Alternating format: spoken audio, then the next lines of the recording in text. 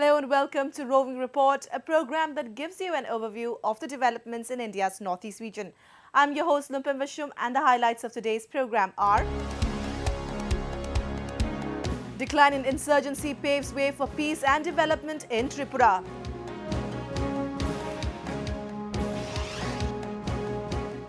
Manipur, the site of World War II, projects itself on World Tourism Map.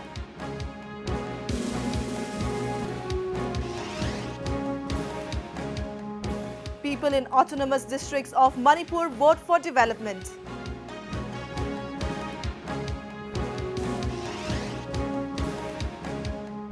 And Northeast Youth Festival in Assam promotes national integration.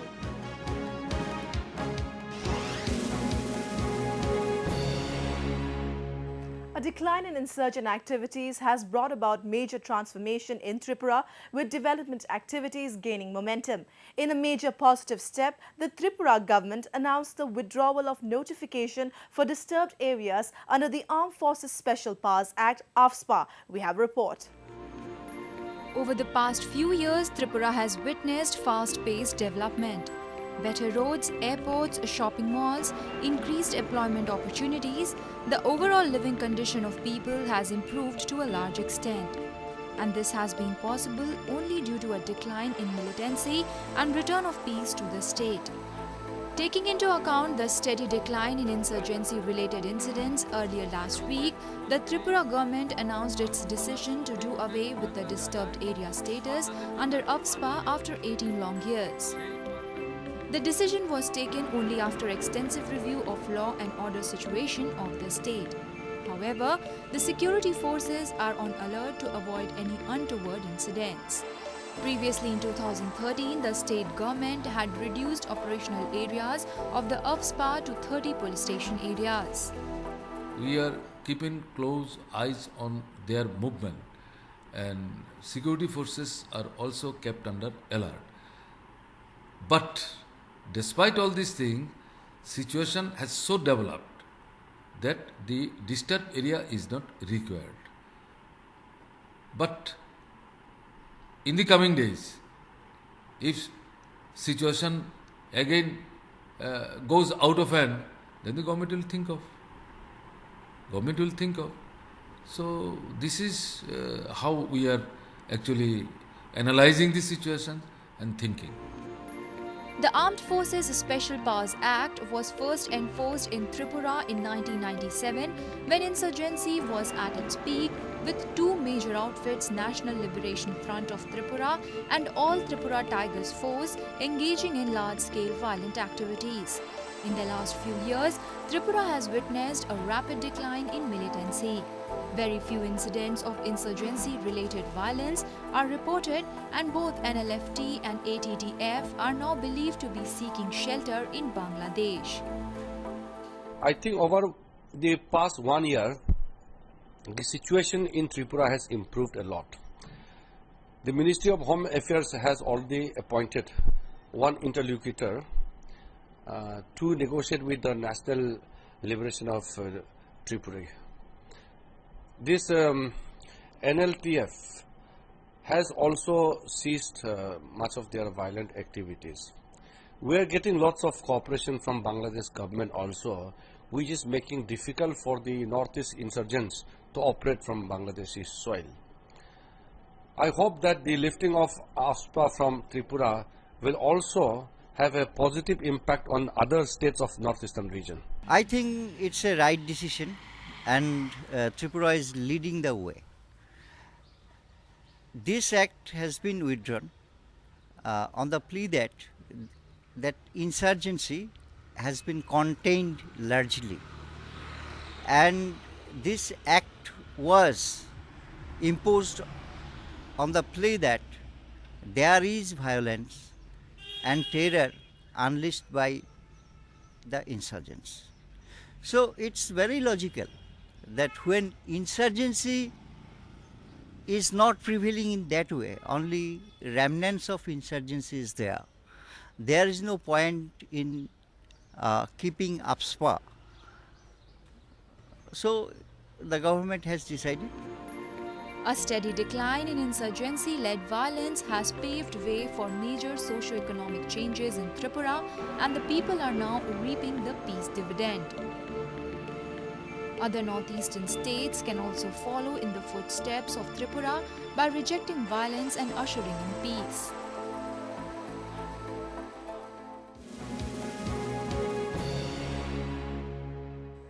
Let us now take a look at some of the events that made news in the Northeast recently. On June 1st, a low-intensity IED exploded in front of the Eastern Motor Maruti Suzuki showroom at Chingmei-rong and the Lamphil police station. While there was no human casualty, there was some damage to property. No group has claimed responsibility for the attack yet.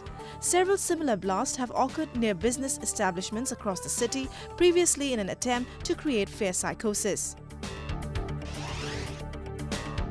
Top officials of Airports Authority of India were in Tripura recently, where they held meetings with the Chief Minister and other officials and announced that the Agartala airport is being upgraded to international standards. While the state government has already provided 72 acres of land to Airport Authority for construction and expansion of the new terminal building, runway and other necessary infrastructure, the Northeast Council will bear the project cost of Rs 426 crores. Currently, there are two international airports in the Northeast region, one in Guwahati and the other in Imphal. The number of passengers have risen over a period of time. So we want to expand, we want to develop a new terminal, and land has been made available to us. We are going to appoint project management consultant very soon. Then we'll have a detailed plan and we will then develop the design. Former Assam Chief Secretary Jyoti Prasad Rajkawa was sworn in as the 19th Governor of Arunachal Pradesh in a ceremony at the Darbar Hall of the Raj Bhavan in Itanagar recently. Acting Chief Justice of Guwahati High Court Justice K. Sridhar Rao administered the oath of office and secrecy to the new governor in the presence of Chief Minister Nabam Tuki and other officials. Union Minister of State for Development of Northeastern Region, Dr. Jitendra Singh, was in Manipur recently to review development work. He announced the progress of different projects in the state and said that Manipur will soon get a 400 kilowatt power project at an estimated cost of Rs 124 crores. We applied considerable deliberations on that. Most of the formalities are over. The funding part also has been decided. And there are some technical formalities to be completed, and I'm sure if we are able to start it, the other part, second part of this news is that we would be able to accomplish it in a deadline of about 2 years or so. Agartala city in Tripura is witnessing rapid development, and in order to ease the growing traffic congestion, the city will now have its very first flyover. Chief Minister Manik Sarkar recently laid the foundation stone for the flyover, which will link AD Nagar police lines with Fire Brigade Square in the city's busiest stretch of road at an initial estimated cost of Rs 250 crore. Work for the 2.2-kilometer flyover is expected to be completed in 2.5 years. A mega food park was recently inaugurated at Nalbari in Assam by Union Minister for Food Processing Industries Harsimrat Kaur Badal and Assam Chief Minister Tarun Gogoi in the presence of Minister of State for Home Affairs Kiren Rijiju. The park, having modern food processing infrastructure, will generate large-scale employment, benefit farmers and boost economy. The 71st anniversary of the Battle of Imphal was recently celebrated in Manipur as a part of a larger campaign to preserve the sites of historical importance and promote itself as World Tourism Site. We take a look. Manipur was the site for one of the most historic battles during the World War II, termed as the Battle of Imphal, that took place in 1944.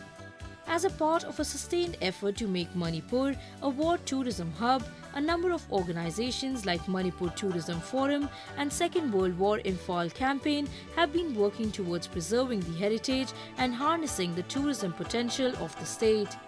Recently, in order to commemorate the 71st anniversary of the Battle of Imphal, the Second World War Imphal Campaign Foundation, in association with Manipur Tourism Forum, organized the Battle of Red Hill program at Maibam Lotpaching.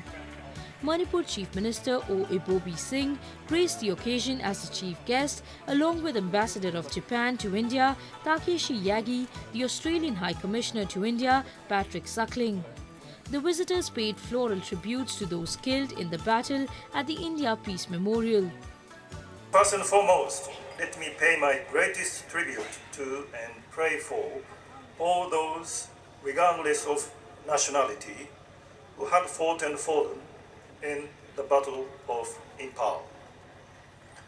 Although 71 years have passed, the name of Impal is deeply rooted in the mind of the Japanese.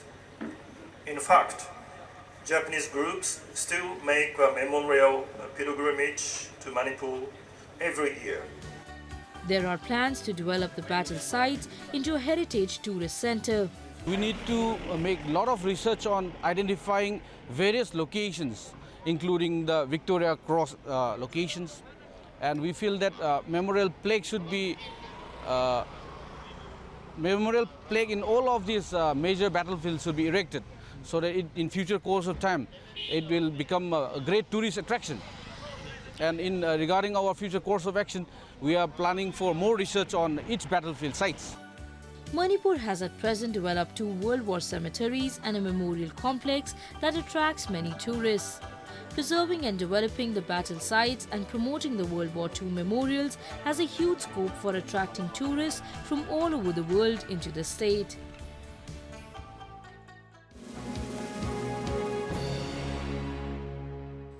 Showing their deep faith in democracy, a large number of electorate turned up to cast their votes for the Autonomous District Council election in Manipur that went off peacefully. We have a report. Amidst tight security, the Autonomous District Council poll for 144 seats was held peacefully in 6 Autonomous Council districts of Manipur on June 1st. Over 75% voters cast their votes in over 1,000 polling stations spread over Senapati, Ukhrul, Chaurachandpur, Tamenglong, Chandel and Sadar Hills district councils under heavy security. The 495 candidates in fray included 121 from BJP, 98 from Congress, 86 from Naga People's Front, 191 independent and 11 others. Elections process, no problem. So peacefully going on. Vote casting peacefully, vote commencing from 7 a.m. No anybody disturb. Security is very, very good. The people in tribal areas are hoping for peace and development in the area. Their concern is good education, better health facilities, banking and other infrastructure development for a better living. This is our big hope, because this term we are hoping that there will be great change, because we always obviously wanted changes, and then we are hoping that this time is going to be totally different, and then the people's mandate and people's hope are going to be realized through this election. हम लोग मान रहे हैं कि यहाँ की candidate ने हम लोग का काम करेगा, जो कुछ वो बोल रहा है अभी पूरा करूँगा बोल के हम लोग को भी आशा है, जो रास्ता है और गांव में जो कुछ तकलीफ होता है उसको पूरा करेगा बोल रहा है. The large voter turnout during the ADC polls indicates that people in Manipur have faith in the democratic setup and they are keen to be a part of the democratic process in the country. The counting will be held on June 10th.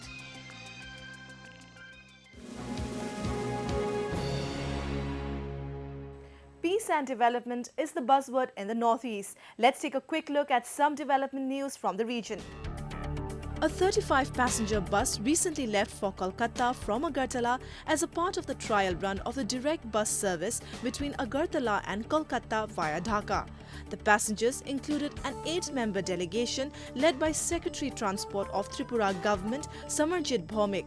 Earlier, a bus carrying delegations from West Bengal and Bangladesh had arrived in Agartala from Kolkata after travelling via Dhaka as a part of the trial run. The Agartala-Kolkata bus service via Dhaka is likely to be flagged off during Prime Minister Narendra Modi's visit to Bangladesh later this week. Once the bus service begins, it will make it easier for people of the state to travel to West Bengal directly without having to go through a longer route. I am very happy. I am exhilarated. It's a great privilege for me that I am leading the team of the trial run of bus service from Agartala to Kolkata via Dhaka today itself.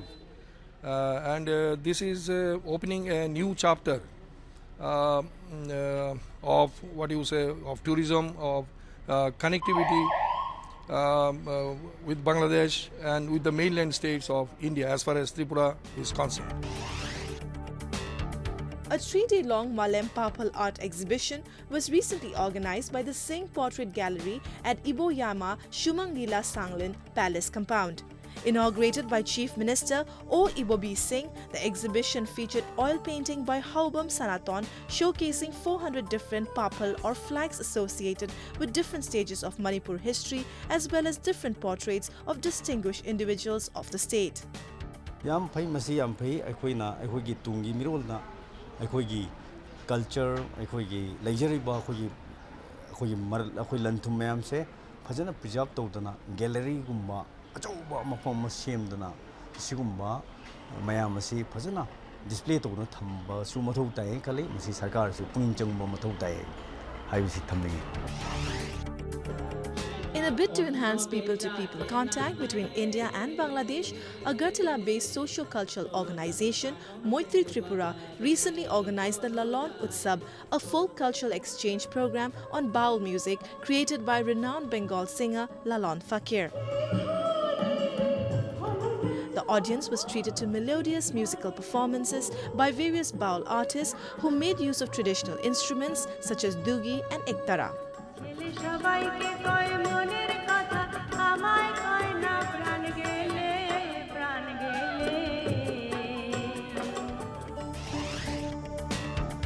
A group of 35 government teachers from Jorhat district attended a training-cum-workshop program on conservation of elephant held recently at the Composite Training Center of State Institute of Rural Development in Jorhat. The 4-day-long program titled Elephant Goes to School was organized by Aranyak, an NGO working for biodiversity conservation in Northeast India in association with the Forest Department of Assam and Gibbon Wildlife Sanctuary, Jorhat. The workshop aimed at securing the future of Asian elephants in the Northeast by encouraging the local communities to participate in the conservation process. This is first workshop for teachers where the topic Hathi goes to school. That means elephant moves towards the school. The prime goal of this is to train the teacher. To train the teacher so that the teacher can motivate the student and to ensure the long-term conservation of Asian elephant. A photo exhibition on Nobel laureate poet Rabindranath Tagore held recently at the Ujjayanta Palace in Agartala attracted large number of visitors. Titled Gurudev Rabindranath Tagore, a visionary, artist and poet, the fortnight-long exhibition was organized jointly by the Indira Gandhi National Centre for the Arts, New Delhi and Tripura Government Museum. Over 230 rare photographs of the poet, 100 digital collections of his paintings and selected books and covers of his works were displayed at the exhibition. Hundreds of students and parents got a chance to explore various higher education avenues at an education festival at Lamyan Basanglen in Imphal. The 2-day festival featured around 20 stalls of different educational institutes and universities from across India. The event aimed at providing a common platform to young students to understand various education opportunities in different streams that they can avail. A musical event was organized recently at the Rabindra Centenary Hall in Agartala to mark the 116th birth anniversary of the poet Qazi Nazrul Islam. Tripura Chief Minister Manik Sarkar and other dignitaries paid floral tribute to the poet in the presence of hundreds of students and teachers. Artists performed a number of songs and dances from Nazrul's plays in the memory of the poet.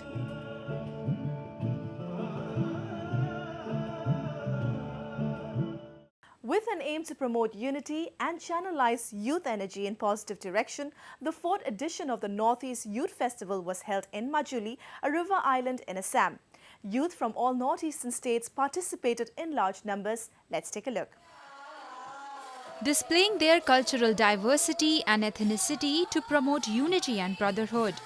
The occasion was the 4th edition of Northeast Youth Festival at the picturesque Majuli Island in Assam. Altogether, 2,000 youth delegates participated from the region in the 3-day-long extravaganza organized by the Ministry of Youth Affairs and Sport, Government of India. The aim was to foster national integrity by promoting people-to-people contact through cultural exchange. The festival was inaugurated by Union Minister for Chemicals and Fertilizers Anant Kumar in the presence of Sarbanand Sonowal, the Union Minister of State Independent Charge for Sports and Youth Affairs, and Tourism Minister Mahesh Sharma. They promised to develop tourism infrastructure in the region. Bharat सरकार ने माजुली के पर्यटन विकास के लिए 15 करोड़ रुपए की राशि निश्चित की है कि किस तरह से पर्यटन की दृष्टि से इसे एक ऐसा भव्य स्थान बनाया जाए। उस भव्य स्थान को बनाने के लिए नॉर्थ ईस्ट क्षेत्र के अंदर जो तीनों मंत्रालय मुझे मिले हुए हैं, आदरणीय प्रधानमंत्री जी के आशीर्वाद से, बड़े भाई आनंद जी के आशीर्वाद से, संस्कृति, पर्यटन और नागरिक उड्डयन। The participants showcased the diverse culture of the Northeast region.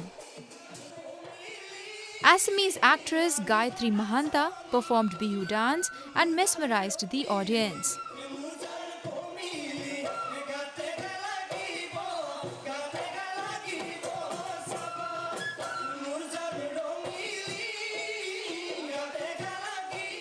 Others also showcased dances, songs and culture of various tribes from the region. First of all, I'd like to thank the organizing committee of this state, Assam state, for organizing such a wonderful and fantastic event in which we are participating in like a drama competition and folk dance, folk song and wushu. Seminars on youth-related issues were also held during the event. We are here to participate in national, Northeast Youth Festival. So here we feel amazing. We get chance to gather here and contact and see different culture about our region. So it's really very amazing. It's very pleasant to be here. It's our first time coming here, especially for me. I don't know for my friends, but it's a really good experience for us, and it's really a beautiful place. We enjoy a lot. Such events help the youth to understand the cultural diversity and promote unity and brotherhood.